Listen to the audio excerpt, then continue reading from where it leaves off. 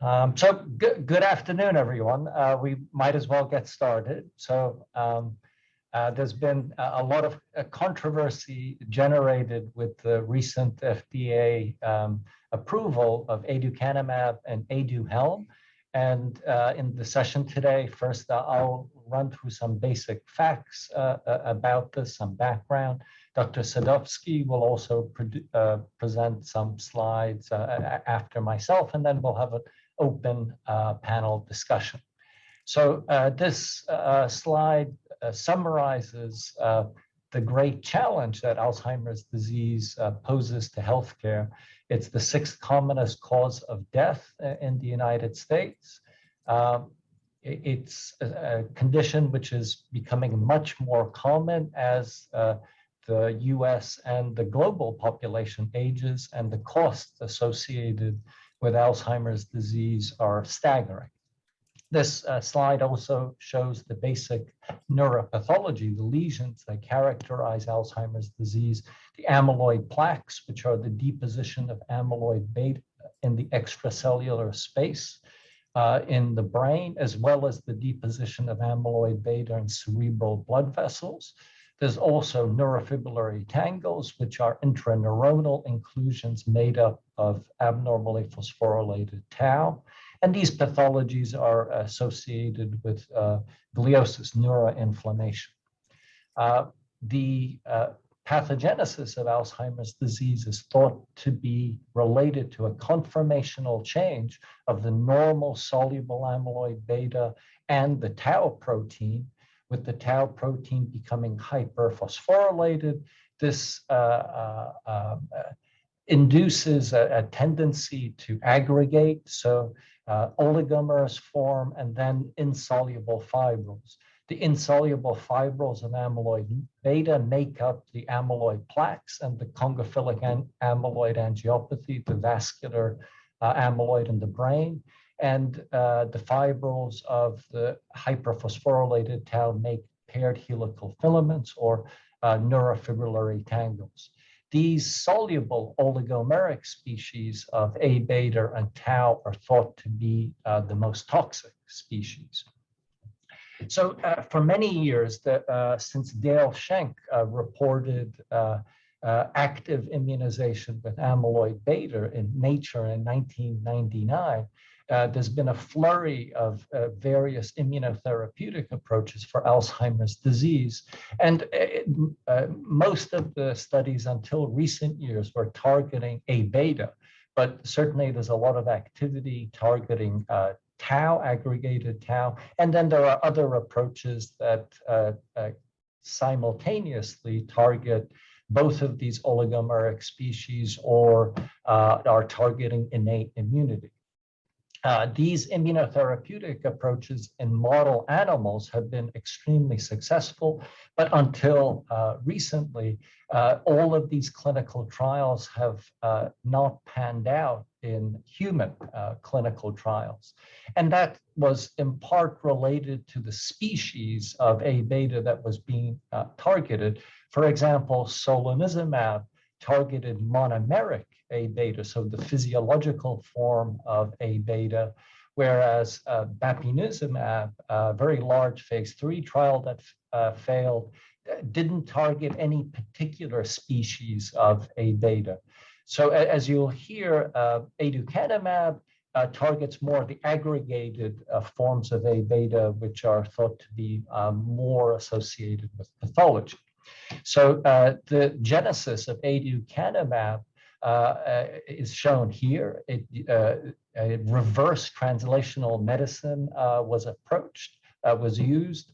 So normal elderly individuals were screened for the spontaneous presence of antibodies to aggregated forms of A beta, the thinking being that the presence of such spontaneous anti-A beta antibodies may be protective in normal elderly individuals from developing Alzheimer's disease. These antibodies were then cloned, and then with reverse engineering, they were made into mouse monoclonals so they could be tested in transgenic mouse models. So a mouse version of Aducanumab, the BO37, was tested, and it was shown that the antibodies opsonize the A beta plaques and induce phagocytosis and clearance of the A beta with the antibody recognizing protofibrils of A beta, so aggregated forms of A beta. In late 2015, a large phase 3 trial was started, which had two arms, which were identical: emerge and engage. And it was a global phase 3, as shown here. Some year and a half into the trial, in March of 2017, there was a protocol amendment whereby ApoE4 carriers, which, as you'll hear, were more liable to get complications with this antibody treatment, were allowed to be given the highest dose, which is 10 milligrams per kilogram. So in the clinical trial, there was a start at a lower dose, 3 mg, 6 mg per kilogram, and ultimately 10 milligrams per kilogram. And ultimately, the 10 mg per kilogram was found to be the effective dose. The basic demographics of patients in the emerge and engage trials are shown here. So average age around 70, fairly well matched. And you'll notice also that the majority of folks at the enrollment into the trial were in the MCI stage of Alzheimer's disease, and a minority had mild Alzheimer's dementia. So really, the clinical trial was at these early stages of Alzheimer's disease. You can see that the mini mental state exam scores in these individuals were fairly high, in fact. So on average, again, mild cognitive impairment. And then these are the averages on these other scales that were used. The primary outcome measure was the CDR sum of boxes. And as you can see in the subset of folks that got the high 10 mg per kilogram dose, there was a positive outcome with improvement on this CDR sum of boxes. Looking at the secondary and tertiary endpoints, again, there was statistical significance in the subset of individuals that got the 10 milligram per kilogram dosage, and of some significance using the neuropsychiatric inventory score. Care partners of patients reported less burden in the treated group compared to placebo. On the subset of patients that had amyloid PET done, there was a clear reduction of the amyloid burden in this dose-dependent manner, which was statistically significant as well. And again, in the minority of patients that had CSF examinations, there was clear evidence of target engagement. So with the A beta being cleared from the brain, there were increases in levels in the CSF. And importantly, there was evidence of reductions of p-tau, and the tau-related pathology is thought secondary to the amyloid beta pathology. And the tau pathology correlates much better with the clinical manifestations of Alzheimer's disease as compared to the amyloid plaque burden. So these results with reductions in the p-tau and total tau are of some significance. In addition, using tau PET, there was evidence in the medial temporal lobes of, again, a dose-dependent reduction of this critical pathology, as well as the temporal lobe generally. Again, this was done in a subset of individuals. So the emerge trial showed positive outcome, whereas the engage did not. And this was attributed to the fact that the emerge trial started recruiting patients slightly later. And as a result, when the protocol amendment happened, more patients were enrolled in the emerge trial. As you can see in this graph, that received the highest dose, the 10 milligrams per kilogram dosage of the Aducanumab. And since this was the effective dose, that is likely the major reason why the eMERGE gave positive results and the ENGAGE did not. In terms of adverse events, the most common was area amyloid-related imaging abnormalities, which was quite common. About a third of patients at the 10 milligrams per kilogram dosage. And this was particularly common in individuals who were E4 carriers, where some over 40% of individuals had this complication. This complication tended to occur in the first year of therapy, as you can see here. And in the subset of patients that had continued MRI monitoring, really after 80 weeks or so, it was quite uncommon. Although, as you can see, the number of patients that were followed that long is much less. In terms of the severity of this complication, in the majority of patients, it was asymptomatic. So in most, the symptoms were mild to moderate and included headache, confusion, dizziness, etc. But severe symptoms did occur in a small subset of patients. So certainly this form of treatment is not entirely benign. So on June the 7th, the FDA approved Aducanumab using this accelerated approval program. And this really meant that the FDA was considering Alzheimer's disease as a serious medical condition where there was an unmet need. This approval was the first new Alzheimer's disease drug since 2003, and potentially the first disease-modifying therapy. This approval was not based on the FDA saying that Aducanumab is clinically effective. It was based on the surrogate or intermediate clinical endpoint, in this case, the clear dose-dependent reduction of amyloid by PET. Surprisingly, the FDA did not specify the use of Aducanumab for MCI or early AD, which is really what the evidence of the eMERGE trial shows. Since there was this unusual, in the case of an Alzheimer's drug, approval where the clinical benefit is uncertain, the FDA requested a phase 4 confirmatory trial to be conducted. And if this confirmatory trial does not verify the anticipated clinical benefit, then the FDA can remove Aducanumab from the market. So obviously the question is, was the FDA correct to do this?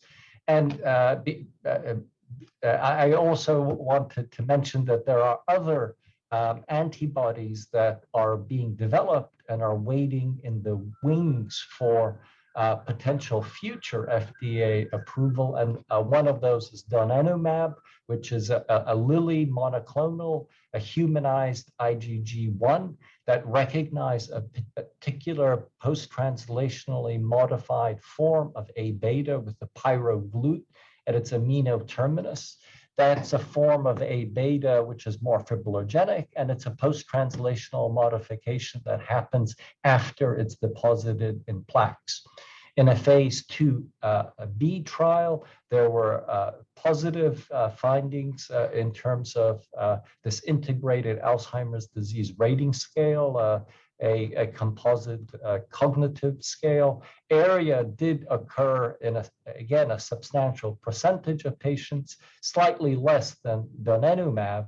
And very recently, the FDA gave Aducanumab a breakthrough therapy designation, suggesting that they would use the accelerated approval program for this antibody as well. And there's an ongoing phase 3 trial, Trailblazer-ALZ 2, that we are participating in. And here you're seeing some of the amyloid reduction clinical outcome improvement with Aducanumab as reported from the phase 2b trial. And some of the PET amyloid data that was shown from selected patients in this clinical trial were quite dramatic. And you can see the marked reductions in the amyloid burden down to the patient being amyloid plaque negative with this particular treatment. The control is shown down here.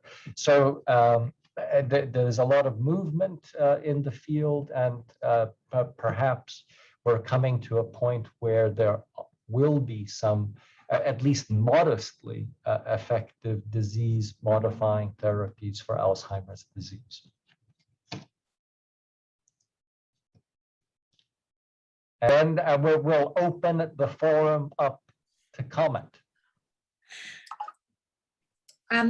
Yeah, so I put into the chat, if anyone has any questions, they can feel free to either raise their hand or honestly just speak, because this is a Zoom meeting, not a webinar. So definitely you can feel free to ask any questions. You can message them in the chat, or you can message them to me privately if you want it to be anonymous. Denise, do you have a question? Can I have a question? Sure. Yeah, my name is Laszlo Zaborski.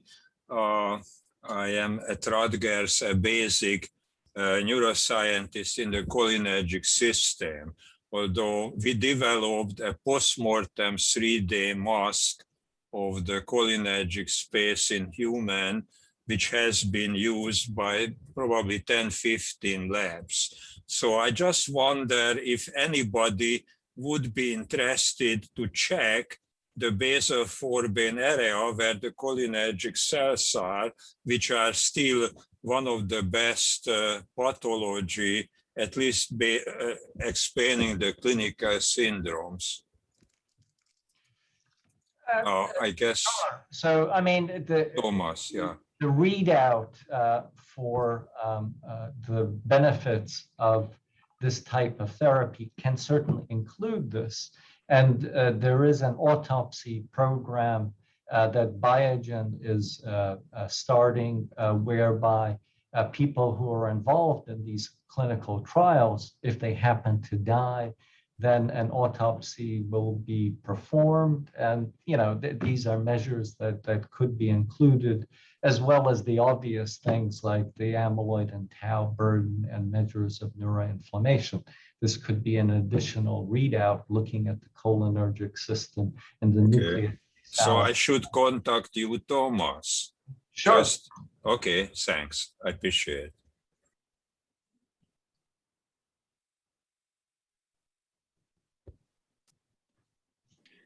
Okay, maybe I can ask a question. So considering that this is going to be seen as a drug that will be in the clinic soon, what are the factors to consider when prescribing it or when not to prescribe it?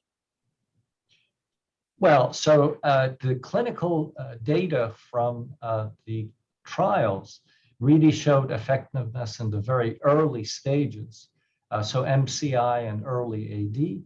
And it's critically important that the patients are well characterized in that it has to be determined that they indeed do have Alzheimer's disease as the major cause of the cognitive symptoms.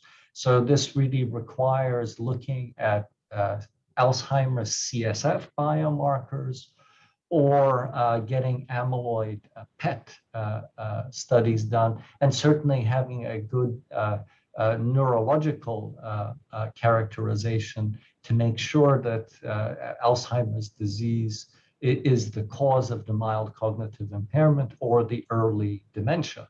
And in those early stages of Alzheimer's disease, really being certain of that diagnosis is dependent on having that biomarker data. So the CSF examinations of A beta 42 and phosphorylated tau and total tau, which is something that can be obtained through a program that Biogen is sponsoring of using the Mayo labs to get those biomarkers measured for free. So in patients, the lumbar puncture wouldn't be free, but at least the testing of the CSF to get those biomarkers done at the Mayo labs would be without charge. I have a question on the public health significance of this event. You use the word accelerated approval process, which according to some editorials in public newspapers, general public newspapers, is not the same as a general approval. It sounds like it is. It's a misnomer. This thing has not been approved in terms of the efficacy, and an advisory committee did not find the effectiveness sufficient for it to recommend to the agency an approval. So there's some question, and the cost of this thing at $56,000 a year, there's some question as to the prudence of coming out with a drug that has not been shown to be effective in 2 clinical trials. And on the other side of the coin, maybe it works, but it might break the bank.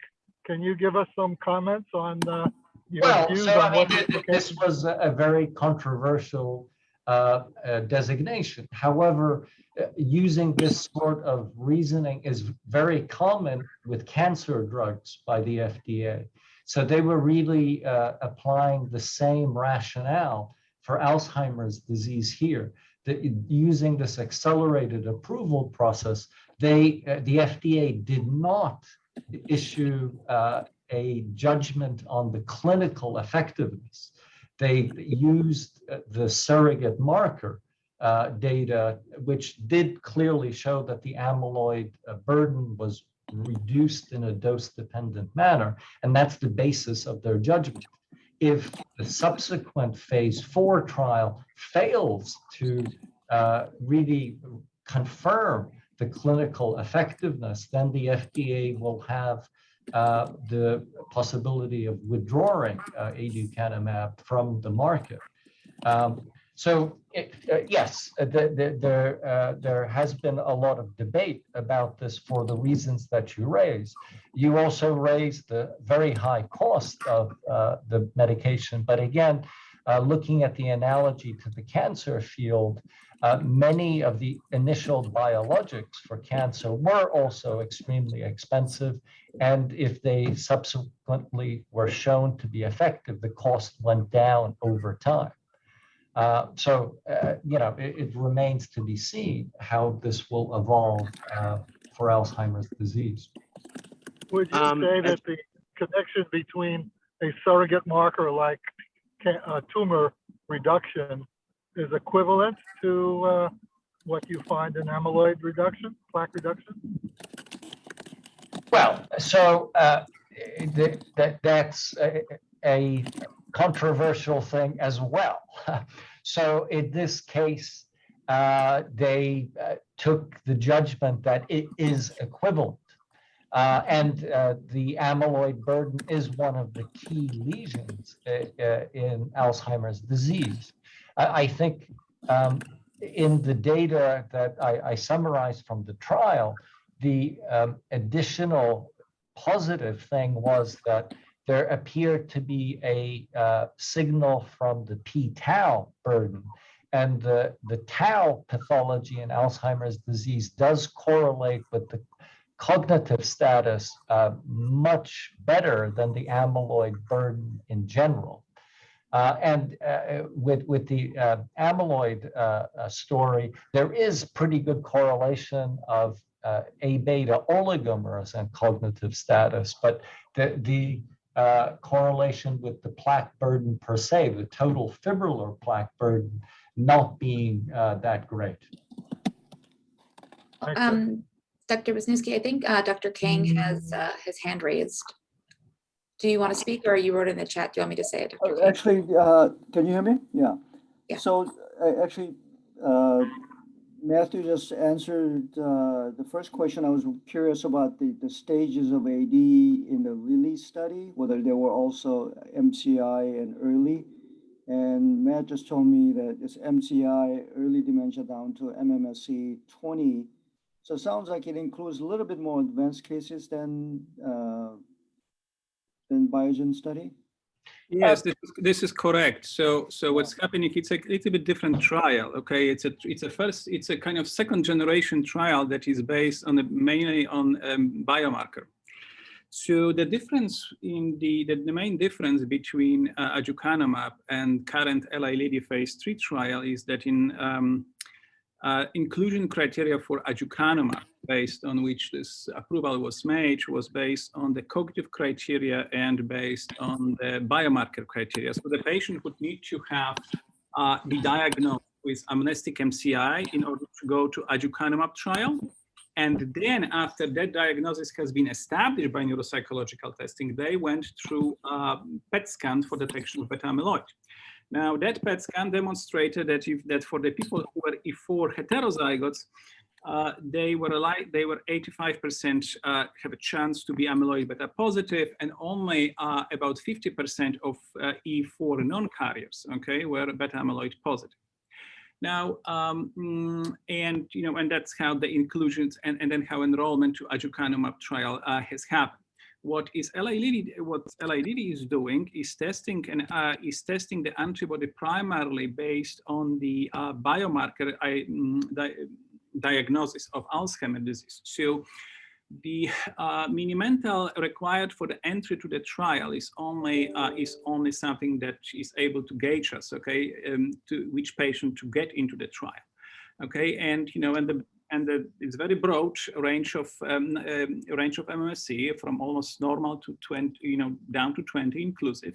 But then the patient have to undergo a series of PET scans. Okay, one PET scan is for beta amyloid, another PET scan is for the tau. So of course, all people who are beta amyloid positive are inclusive, but then patients are being stratified, okay, based on the tau level.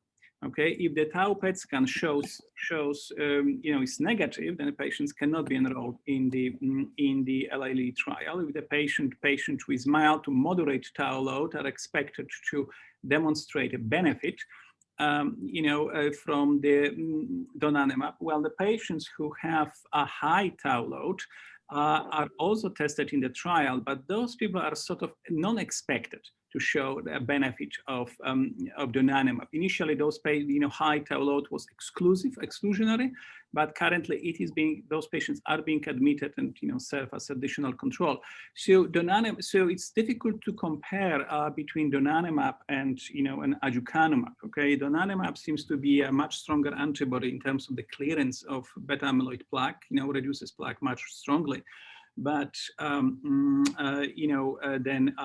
Aducanumab, and but unlike Aducanumab, don't have reactivity with soluble A beta species, protofibrils and oligomers. So that's the main difference between those antibodies. How do each of the antibodies will translate into cognitive improvement? As we know, this is yet to be determined throughout a number of clinical trials. Yeah, thanks very much. The other quick question I had was, is there data, or can you speculate the concomitant synuclein pathology, how that could influence the response, or yes. like your inclusion, maybe even? I think that this is an excellent question. Okay, one of the things which was discussed why the when the engage failed and emerge, okay, showed some clinical data, was what was shown by Aducanumab. There was an unequal distribution of so-called fast progressors, so people who progress cognitively fast. Why did those people progress fast? It's very unclear whether they had additional synuclein pathology, whether those people who have some kind of prion-like species of tau or other, concomitant proteinopathy. This remains unclear. Unfortunately, we don't have a marker of, for synuclein, and level of synuclein is not misfolded synuclein is not a cofactor taken into inclusion or analysis of the data as of yet. However, I think it should be. And to reiterate on that point, we don't have biomarkers for TDP-43, and with postmortem studies, it's very clear that the presence of concomitant pathology with alpha-synuclein and or TDP-43, that there's a variability in the course. Certainly we don't have biomarkers Hi. for those Hi, pathologies. all the check downstairs. No, no, no, and no. Okay, just clear all your next, please. Yep.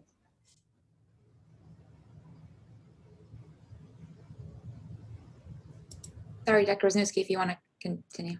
Yeah, so that's sort of a complication with these types of therapies in that a patient could have significant concomitant pathology of that type, the synuclein or TDP-43, and that would likely make them much more resistant to having a positive outcome with amyloid alone targeting a therapy.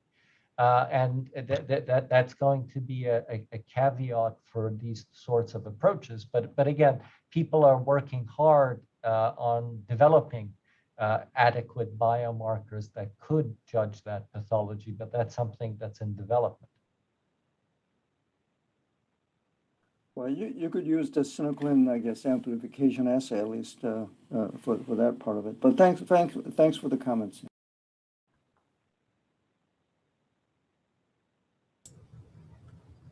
I don't know how to raise the hand.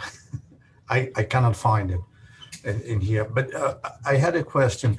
Do they have a contingency plan if the problem is not really the combining side that might be really good, but the fact that they use an IgG1, and more in the case of Lilly, because they go from something that it was positive with IgG2A in mice, and then they go straight to IgG1 in humans, that most probably it will be prone to ARIA as it is seen. And if they have any contingency that to save all this, that might be so good, if they can go to any other subclass of IgG that still will have the same approval. Well, I'm not aware of any plans for Lilly to be using other subclasses of IgG in a clinical trial. I mean, that has been debated as to whether an IgG1 was the best choice. You know, that's something for future clinical trials, and using other subclasses of IgG is, you know, something that will be studied in the future. So let me add to this, Fernando. You probably know about this better than anyone else. But the classes in the the numerical classes in mice are not exactly the same as humans in terms of the response. Okay, so the IgG2 is pretty much, in terms of the eliciting FC response, is pretty much comparable to the human IgG1. Okay. So you're looking for the antibody that is able to engage microglia in terms of the clearance of misfolded protein, okay, that you're looking for that feature. In terms of testing the other antibodies, I think that the only antibody I remember that ended up in clinical trial and ended up in a phase 4 clinical trial was crenezumab, okay, an antibody that has been created against a beta oligomeric species, but had some kind of spill of the epitope toward the protofibrils and even bind the plaques. And this was specifically IgG4, okay, antibody to prevent microglia response. Okay, so what they saw, that was an antibody developed by Hoffmann La Roche, by Genentech actually, their subsidiary. So that antibody was binding to plaques, was decorating the plaques, but wasn't triggering microglia response. Antibody was tried in a phase 3 trial, failed, was tried in DIAN, in the autosomal dominant patient with Alzheimer's disease, it failed. So, the conclusions right now in the field is if you don't trigger microglia response using something, that has to do, with FC binding, okay, and, it's not really targeted to the epitope in the plaques, at least partially. I mean, likely it's not going to remove amyloid beta enough to reverse the tide of A beta deposition in patients who already have some level of neuropathology. Okay, I mean, I guess there is a lot of room for tweaking, of this, the FC ending of the antibody, and a number of work can be done over there. Okay, this is open question, but that's what's currently available. I think all 4 antibodies which are right now in phase 4 clinical trial, and phase 3 and 4 clinical trial, Aducanumab from Biogen, gantenerumab from Hoffmann La Roche, lecanemab from Eisai, and donanemab from Eli Lilly are IgG1 antibody. Okay. Pretty much on the same mechanism, binding on the plaques and triggering microglia. Okay, that's what ended up in the top line of of the clinical trial. I'm sure there is a way for improvement. Yeah, that's what I was. I mean, because it's, there is not going to be an improvement in.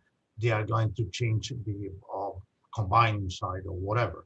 But if things don't go well, what do? We waste 20 more years, or they will become a little bit more creative. And so with respect to IgG4, so IgG4 is the same as IgE. So it is a real complication. And to use that it doesn't go through anything. And of course, it doesn't go through the BBB. So it was a little bit complicated. IgD2, it's a compromise. And IgD3 is not being used because the half-life is so short. But in the time from when all this was developed until today, a lot of new methodologies that can prevent IgG3 from being degraded. And we know that IgG3 will be much better trying to opsonize and to get rid of all the plaques. So it might be that there are options that have to be explored just in case, because if this is good, you have to explore the options to make it work. It's like just that. It's like, or if they are very happy with that, then it's like they go for that. And if it fails, what do? We go 20 years back and have a problem. Fernando, I think that your point is well taken. I think that this approval of Aducanumab was a small step for FDA, but a huge leap for the field, right? I think that everyone feels right now that we have some kind of foothold, okay, in the drugs that can target beta amyloid, okay, and there is, and there is a talk about, generating more specific, more effective second generation anti-beta antibody that would be doing things like the current antibodies that are in clinical trial, but would be much more effective, okay, producing less ARIA, clearing plaques less, producing less of inflammation, okay? So that's in the pipeline, okay? There is a number of biotech companies, okay, that are thinking about this and presenting themselves as generators of the second generation of antibodies, okay? There is nothing yet in a phase 3 clinical trials, or phase 4 clinical trial, but this is the line of thinking. Many people joining, okay, and development in these areas, creating the second generation of anti-beta antibodies, third generation of anti-beta antibodies would be much more welcome. And again, behind that, there's many of the drug companies are also targeting tau with a very similar rationale. So those types of clinical trials are ongoing. They're much less advanced than the A beta pathology targeting plaques, but they're on their way as well. There was a question that someone had asked privately. What are your thoughts on the contraindications for the medication? So let me jump on this. So there are two essentially problems with giving Aducanumab. One problem with giving an Aducanumab are people who are on a blood thinner, okay? The second problem are people who have MRI incompatible devices. So blood thinner.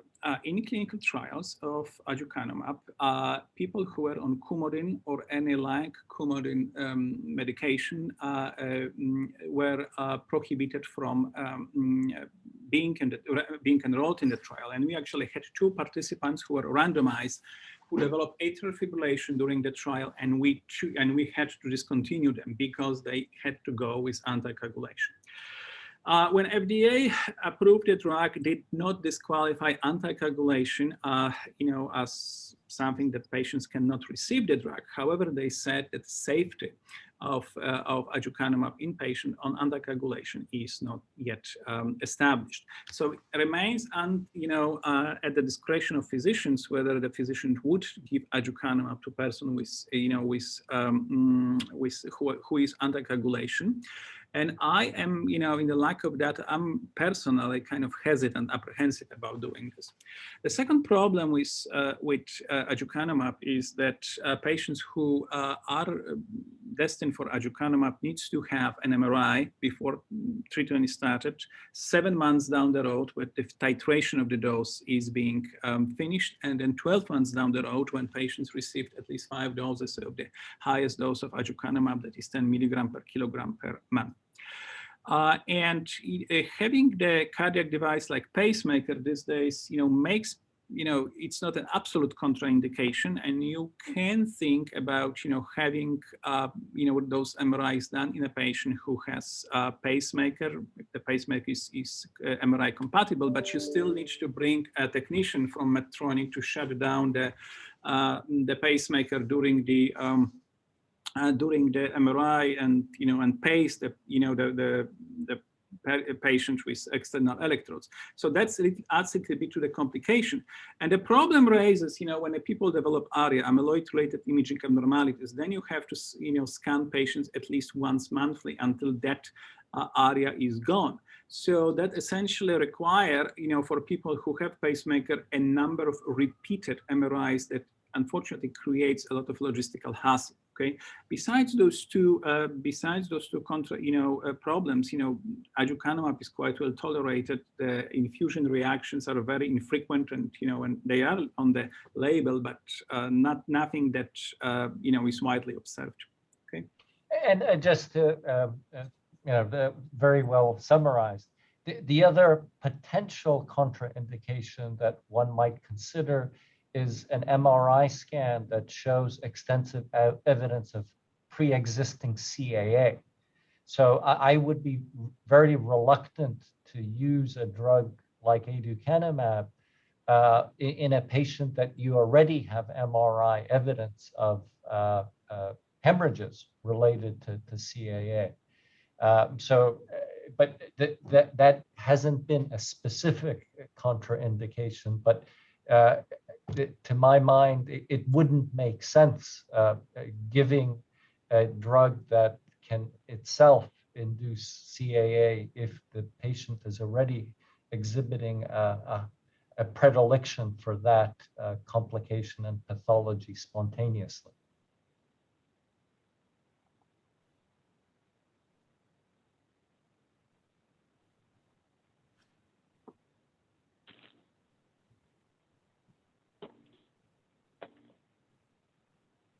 Oh, sorry. There are 2 questions in the chat from one from Dr. Michael Bubu.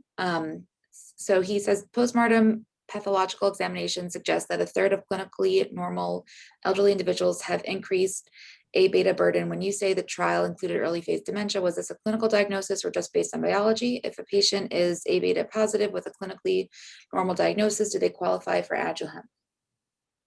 So this is a very tricky question, what to do with those patients, okay? But how are you going to get to those people, all right? So currently people are not being tested, right and left for presence of beta amyloid. So we don't know who's normal and who's walking with the head full of amyloid. Okay, I do happen to have about 20 patients of that sort from prevention trial using the beta secretase inhibitors, where we included E4 carriers and who were cognitively normal, who had a presence of beta amyloid in the brain.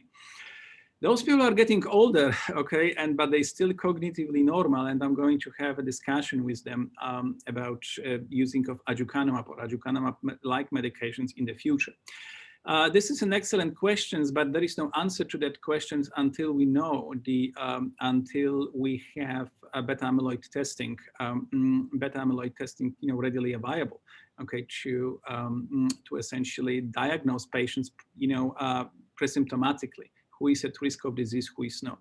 But also, the questions that is, from Dr. Bubu also posed the questions, should we treat beta amyloid preemptively, okay?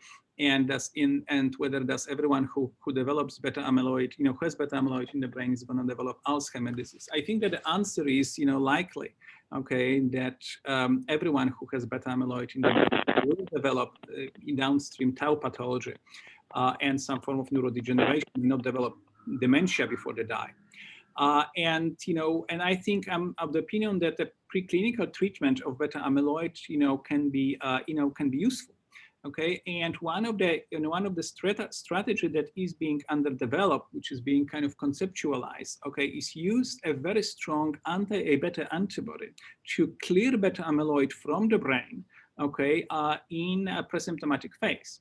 So the Aducanumab antibody that has been mentioned today is extremely effective against the beta amyloid deposits and can clear beta amyloid from the brain in some people within the even 6 months, and probably, and in the rest of the population probably within 18 months. So Eli Lilly has been advocating and contemplating the concept treatment, okay, that would give people treatment with Aducanumab, okay, in time-limited fashion. We're gonna give the treatment for 6 months, repeat the scan, and if the beta amyloid is gone, stop the treatment. If it's still there, continue the treatment until beta amyloid is gone. So you might consider, you may think about, future of Alzheimer's disease as a scan of beta amyloid scan at the age of 50, 55, 60. And if the beta amyloid is being detected, okay, then such a treatment with the potent I-beta clearing antibody can be initiated, and sort of, analogy would be doing colonoscopy and, removing the polyps from the colon that has a risk of, carrying a risk of malignancy. But this is the concept, development of the future concept of the A-beta therapy. But obviously, Dr. Bubu, the major caveat here is the complications of this type of therapy are relatively high. With the area, in about 1/3 of patients. So it becomes a little bit more problematic using this type of intervention in someone who's clinically asymptomatic when, weighing up the risks and benefits. So I think treating Alzheimer's disease pathology in the pre-symptomatic stages makes a great deal of sense. But ideally, you would want a therapy that has a lower complication rate to pursue that sort of strategy. Aducanumab looks a bit better than Aducanumab, so perhaps that is something that could be contemplated with the Lilly drug. But this will remain a controversial area. There's another question from Dr. Jessica Swerling. Do you think that further studies in diverse populations are needed to look at different vascular risk profiles and response rates to Aduhelm? Do you suspect this drug will be different? For instance, the number of microhemorrhages was far stricter and study participants were more closely monitored in the trial. For sure. Looking in a broader representative population is clearly necessary. The representation of underrepresented groups in these clinical trials was low. So that remains to be seen if there's going to be differential responses and differential complication rates in different populations. And the likely answer to that is yes, but that's something that needs to be studied.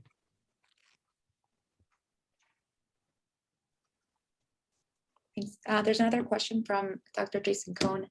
What threshold might you use for CAA then? I think this relates to Dr. Wisniewski, your comment before. So is it the Boston criteria, the greater than 4 cortical microbleed, or any superficial siderosis exclusion that was used in the studies? So yes, that criteria I think makes sense to exclude patients. Let me just comment on this. So there is no CAA was never mentioned in a clinical trial. Okay, it is the problem, and there are patients who have clinically CAA and plenty of microhemorrhages.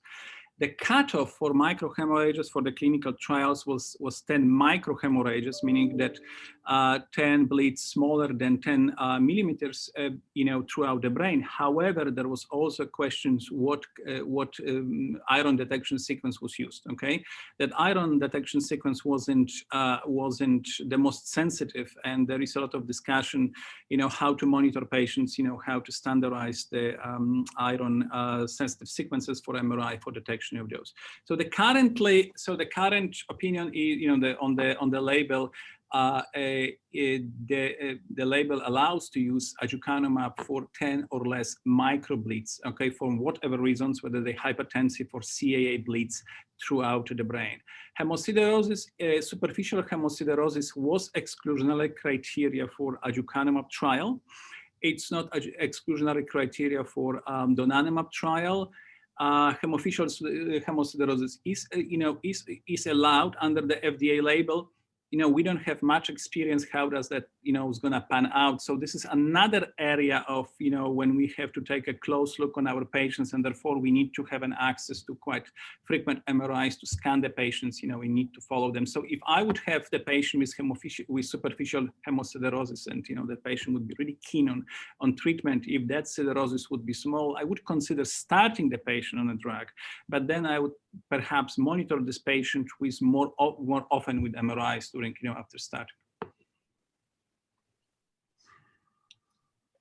Thank you. There's one more question in the chat from Dr. Moses Chow. An unpublished study shows high cerebrospinal amyloid beta 42 is associated with normal cognition, suggesting that brain amyloidosis is not predictive of dementia. Higher soluble AB42 levels are also associated with better neuropsychological function. Can these results be reconciled?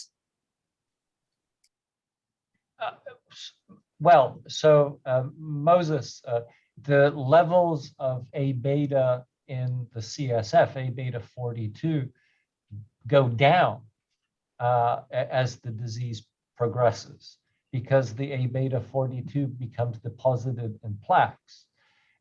When you have a treatment like an antibody, the Aducanumab, you're getting engagement of the deposited A beta, so the A beta levels in the CSF go up.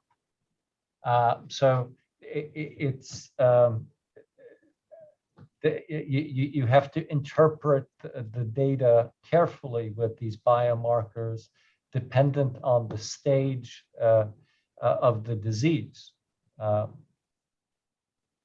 There is also correlation with the amount of which is A beta produces synaptic activity. Okay, there is more synaptic activity, there is more, A beta being produced over time. So I guess you can imagine if you take an older person in whom clearance of A beta 42 is not as rapid as in a younger person, the higher level in the CSF may predict, higher level of synaptic plasticity. That has to do with synaptic activity that has to do with correlate with the higher level of cognition.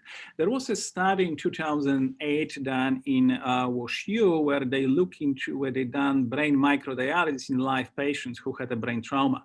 Okay, people who were from coma, from traumatic brain injury of subarachnoid bleed, and they had, the probe, microdialysis probe inserted into their brains showed very low level of A beta when their brain was shut down, either from trauma or from bleed. But once they started recovering, the levels of A beta 40 and A beta 42 in the interstitial fluid were actually going up. Of course, what we see in the spinal fluid is some kind of a representation of the actual situation that is going on in the brain. But so I think that that's very important information that you're bringing up. But I think that's showing the opposite situation, the correlation of A beta with synaptic activity.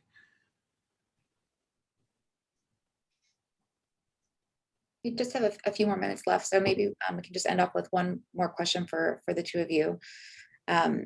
So what are your, Dr. Wisniewski mentioned that there's some controversy surrounding this approval, and so I'm curious what your personal feelings or thoughts are about the drug or approval of the drug, and what you think it means for the future of Alzheimer's disease therapeutics. That's Well, question. so I think this is a very positive step, although the data for the clinical efficacy of Aducanumab is not great. It likely is just modestly effective. The phase 4 experience and the clinical use of the drug will become apparent in the coming months and years. But the fact that the FDA is allowing the use of a surrogate biomarker for approval, I think is positive, and it will allow the potential future approval of second, third generation biologics, which will potentially be much more effective.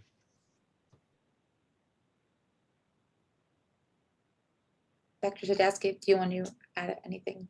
I mean, you know, the situation is it's a very unprecedented situation. There is nothing like parallel to this. Okay, we are borrowing certain certain schemes of action from the cancer field. Okay, how to deal with approval of current medications. So I wish we would have more data. On Aducanumab, on cognitive therapies. How much it improves cognition, how long should we give it? But this is an ongoing game. It's a moving target.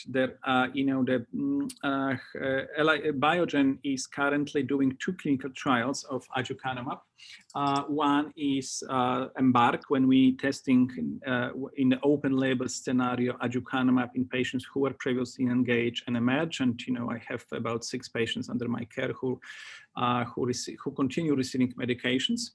Then there is another trial which I'm starting here at NYU that is called iCare, where we're going to have a registry of patients. We're going to start on Aducanumab and monitor the recognition through and adverse effect throughout the trial.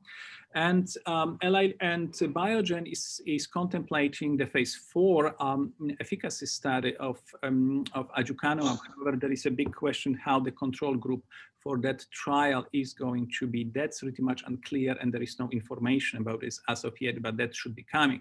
There are 3 other antibodies that are, they're also competing with Aducanumab, and we should receive some information from those trials within the next 2 years. That is gantenerumab from Hoffmann La Roche, lecanemab from Eisai, which is co-owned with Biogen, and donanemab from Eli Lilly.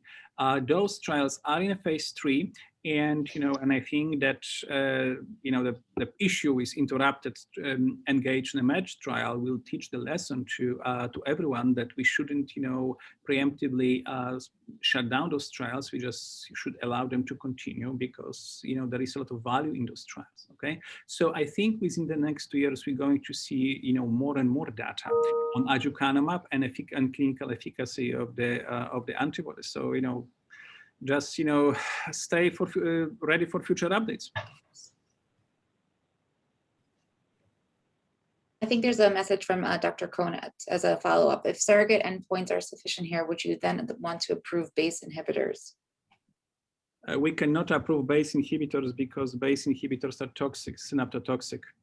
Okay, BACE inhibitors unfortunately cleave not only APP but also 30 other synaptic proteins. So patients who were on BACE inhibitors developed a cognitive decline and depression and other psychiatric symptoms, and they developed those symptoms before BACE inhibitors took in its effect on A beta deposition. Okay, so there is a problem with using of BACE inhibitors, and that problem was not seen in the animal studies. So the BACE are unfortunately toxic. The same happens to gamma secretase inhibitors. It's still open field. What about the gamma secretase modulators? So drugs that would change the profile of the APP cleavage at increase more soluble A beta at the expense of less soluble A beta. But I'm not aware that someone is pursuing actively any clinical program of gamma secretase modulators.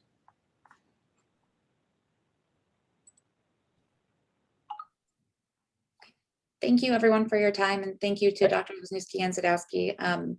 Just a quick reminder, I put in the chat a few times, there's that survey to please give us some information about what your thoughts are about the panel discussion here and future events. If you have any questions, definitely feel free to reach out to either myself or Dr. Wisniewski or Sadowski. I'm sure they would love to hear any comments. Thank you.